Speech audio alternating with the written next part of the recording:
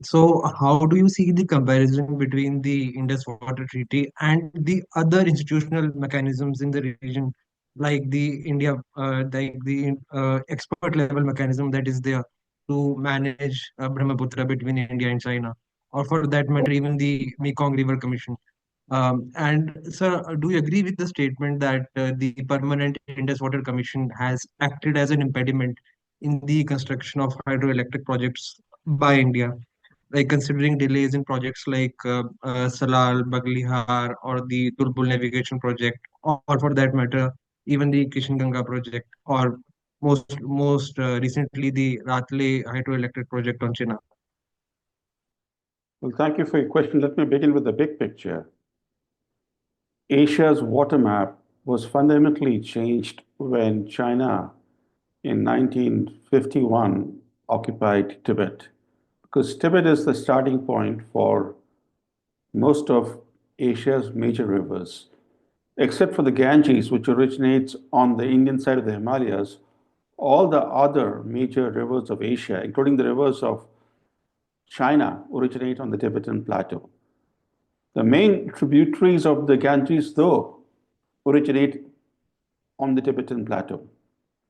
But the actual Ganges originates on the Indian side of the Himalayas. So when China became the occupier of Tibet, it managed to hold the power to control the flow of river waters by building dams and other water infrastructure. Now, this is exactly what China has done in recent decades, and it's still doing. The Mekong is one river where China now has a full grip on cross-border river flows into Southeast Asia. These are countries of continental Southeast Asia that have traditionally been quite friendly with China. But now, as we can see, that countries like Thailand, Cambodia, Laos, and Vietnam are very much at the mercy of China's goodwill. Then, in terms of water sharing, in Asia, there are only two areas where there are water sharing agreements. One is South Asia, and it involves India. It involves India with its two neighbors, Pakistan and Bangladesh. And then there is Central Asia, where Soviet era arrangements, water sharing arrangements, remain in place, but rather tenuously. These are arrangements, not treaties. But in comparison, India has signed formal treaties with Pakistan and with Bangladesh to share river waters. With Bangladesh, the treaty relates to the Ganges River, which is the main river flowing into Bangladesh, other than the Brahmaputra. And with Pakistan, the treaty covers the Indus River system. The Indus River system has 6 rivers, of which the largest 3 have been reserved exclusively for Pakistan's use, and the lower 3 rivers, which are the smaller rivers, have been reserved for India's use. So effectively, more than 80% of the waters of the Indus River system have been reserved for Pakistan's use indefinitely, because this is a treaty of indefinite duration. It also remains the world's most generous water sharing treaty. No other water sharing treaty even comes near the generosity that India has bestowed on the downstream Pakistan. And this is a country that is not a friend of India, has never been a friend of India, and yet India reserved the lion's share of the waters for Pakistan's use. As far as China is concerned, it does not believe in water sharing as a principle. It doesn't have a single water sharing arrangement with any of its neighbors. There are 12 countries that are downstream to China. And most of these countries are quite friendly to China. And yet, not with a single downstream country has China signed a water sharing treaty. So this places India in Asia in a unique context. It's the only country that has entered into water sharing treaties, treaties as opposed to informal arrangements that we see in Central Asia. Now, the question is, what's the future of these treaties? Now, if you look at the treaty with Pakistan, as I mentioned, it's of indefinite duration. But in the past, we have seen how countries have actually withdrawn from indefinite duration treaties, including the United States. It pulled out of the ABM treaty with Russia. It unilaterally decided to terminate that treaty. So indefinite doesn't mean indefinite in international law. If a strong state wants to withdraw from it, nothing can actually prevent the strong state from withdrawing, because though we have international law, there is no mechanism to enforce international law. So basically, the international law is powerful against the powerless, but powerless against the powerful. So if you are powerful, you can do anything. You can get away with even genocide. You can get away with mass killings. We have seen that. We see that all the time in different contexts, that the strong powers manage to get away with things that are not permitted under international law. As far as the water sharing treaty with Bangladesh is concerned, it's about the Ganges River. That treaty will come to an end. It's a 25-year treaty. It'll come to an end in next year, and rather next year the negotiations are supposed to begin. When the treaty comes into force the year after next, and what the shape of the next Ganges water sharing treaty will be, only time will tell. But the Ganges water sharing treaty has a unique principle established in international water law, which is that even in the dry season, India has specified in the treaty what the share for the downstream Bangladesh would be.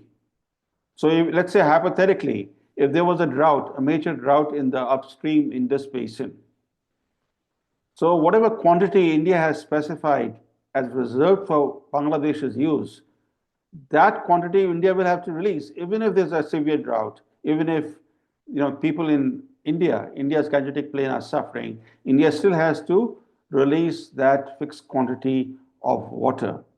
So when we negotiate this treaty, there might be some changes, one doesn't know, or it might be the same treaty, but we'll have to wait and see as to what happens. And especially, it will all depend on what happens in Bangladesh, because right now we have a government in office which is unlawful. It was installed by the military. It doesn't have a constitutional mandate. It has no constitutional legitimacy. And if this situation prevails even next year, negotiations might be difficult or might not even begin. So we'll have to wait and see as to what happens between now and next year. Right, sir. That was really enlightening. I'll ask more about the Brahmaputra River, right? So, given the increasing rhetoric of China of constructing more dams on the Brahmaputra River, is it technologically feasible, given the seismologically and topographical difficulties in the Tibetan Autonomous Region?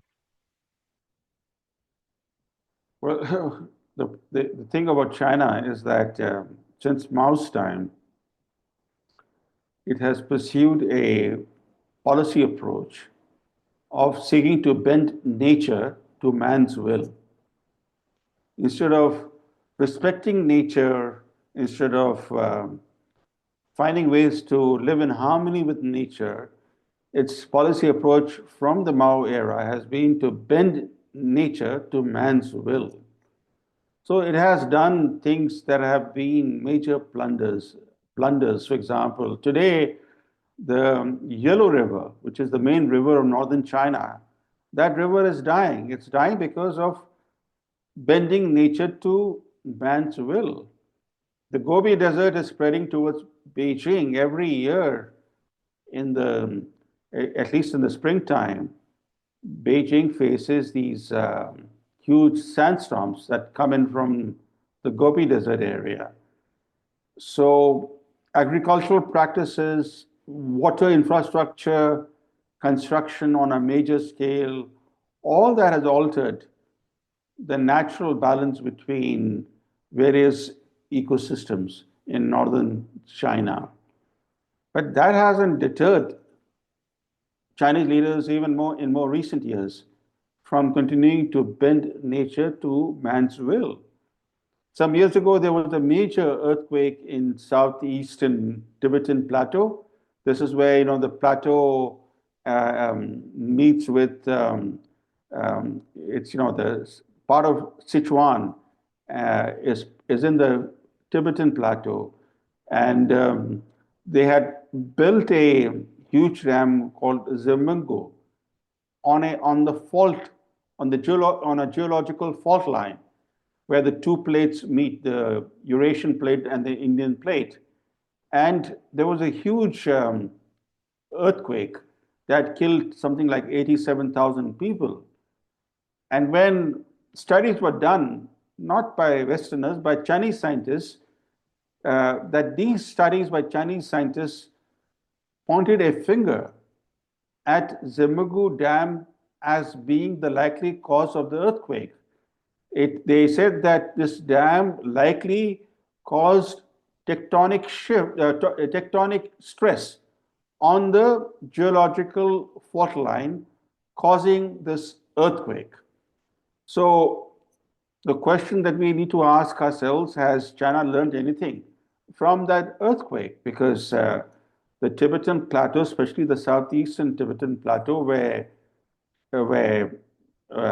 China is seeking to dam the Brahmaputra in a major way, especially the area known as the Great Bend of the Brahmaputra, where the Brahmaputra makes a U-turn. It flows from west to east in a straight line in Tibet, close to the Indo-Tibetan frontier, and then suddenly the river makes a U-turn and enters India.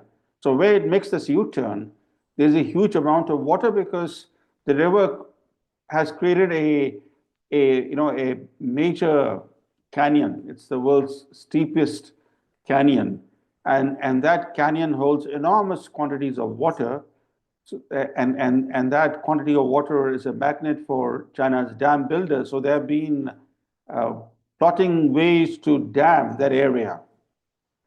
So then we have seen from official reports in China, from their state media and official statements, that they plan to build the world's largest dam close to this Great Bend in a place called Motuo. And that's very close to the India border. It's almost on the India border. If they build that dam, they will certainly change the ecological well-being of the Brahmaputra. The Brahmaputra is going to become seriously affected by that super dam. It'll be a dam 3 times larger than the Three Gorges Dam, which is currently the largest dam in the world. So you can imagine the scale of the dam. It's going to be a huge, unparalleled dam that humans have never seen before, and this will have major ecological implications for Tibet as well as for India and for Bangladesh eventually.